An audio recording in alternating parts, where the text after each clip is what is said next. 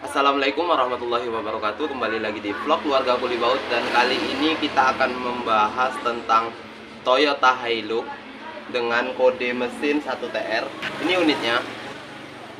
Jadi permasalahan di unit ini, pertama, oli mesinnya tersisa 2 gelas. Ini sisa dari oli mesin, tinggal 2 gelas. Jadi kronologinya, pemilik mobil ini mengatakan bahwa kondisi mesinnya berubah menjadi kasar, dan sesekali lampu indikator oli itu menyala.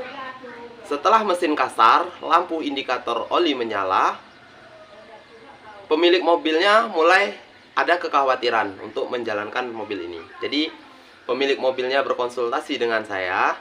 Setelah kita lakukan pemeriksaan, untuk suara mesinnya, nih bisa dilihat suara mesinnya.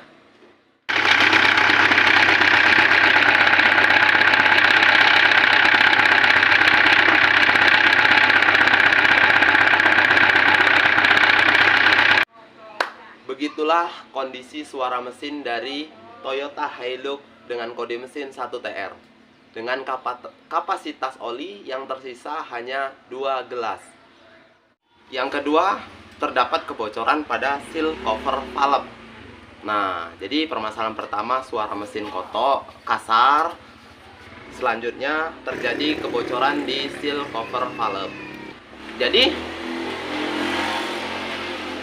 saya rasa penyebab dari mesin kasar ini karena oli sudah habis.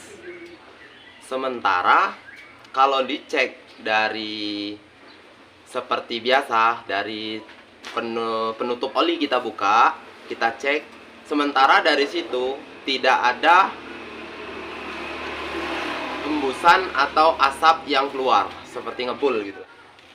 Yang untuk perhatian, jadi kemarin waktu kita ngambil unit ini sama pemiliknya, sempat saya cek oli. Jadi posisi oli di level tertinggi, full.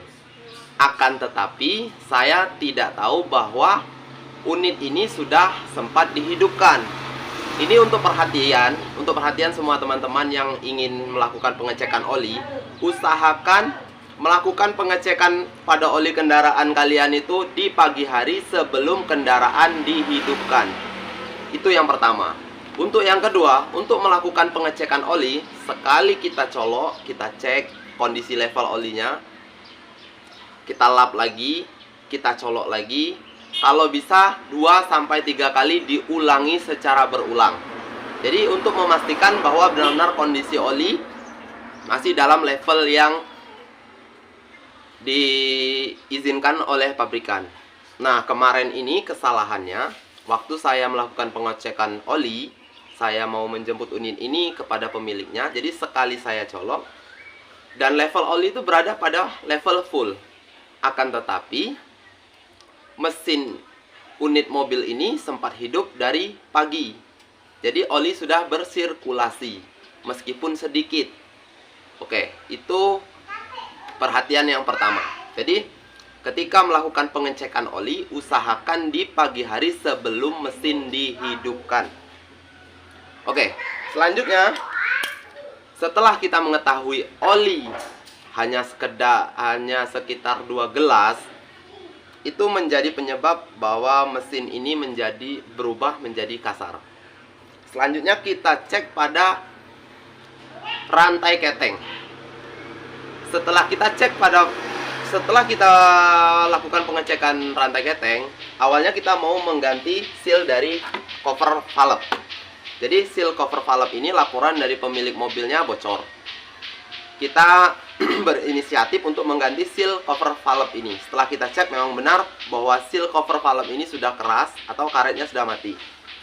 Nih. Jadi rencana kemarin mau ganti seal cover valve.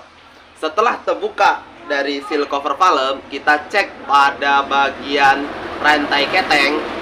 Ternyata rantai keteng sudah longgar. Kalian bisa simak videonya. Ini rantai keteng yang longgar.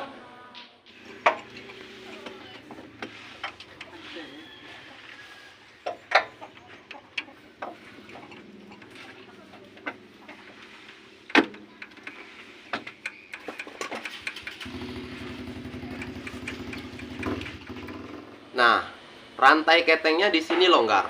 Jadi kita simpulkan bahwa kita harus buka rantai keteng sekalian karena sudah buka cover valve. Kita buka rantai keteng. Setelah kita buka rantai keteng, kita cek rantai ketengnya. Untuk rantainya masih dalam kondisi bagus, masih lumayan, masih normal lah, masih bisa untuk dipakai karena untuk menghemat budget. Dan ternyata pada komponen tensioner ini yang mulai ada kejanggalan. Di komponen tensioner ini sudah mulai ngejim, kadang bisa, kadang ngejim terus nggak nahan. Jadi saya pastikan bahwa tensionernya ini sudah mulai rusak. Dan saya simpulkan, saya beritahu kepada pemilik mobilnya bahwa tensioner ini harus diganti. Oke, untuk rantai keteng nggak perlu diganti karena masih dalam kondisi bagus dan masih bisa digunakan. Kita ganti saja untuk rantai tensioner. Selanjutnya untuk bantalan tensioner udah mulai oblak juga. Nah, ini bisa dilihat di sini. Ini untuk bantalan tensionernya. Oke. Jadi setelah kita buka bagian cover valve, terus kita buka cover timing, kita buka bagian rantai timing, ternyata permasalahan mobil ini tidak sampai di situ saja.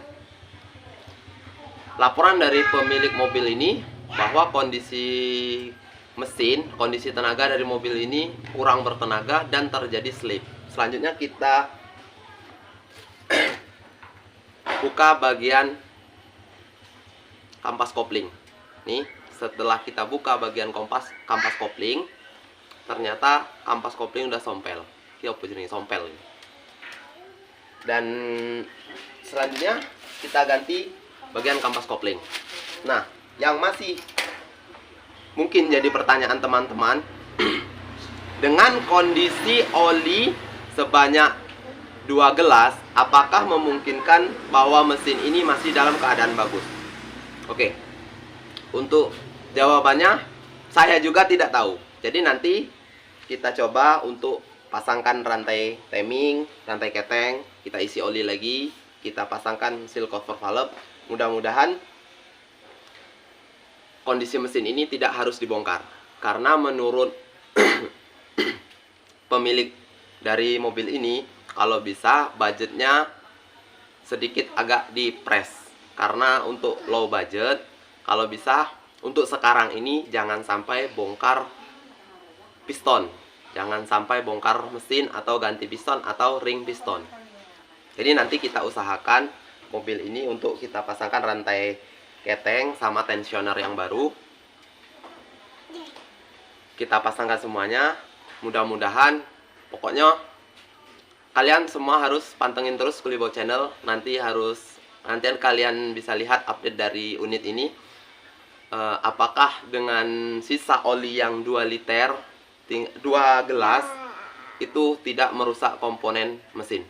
Oke.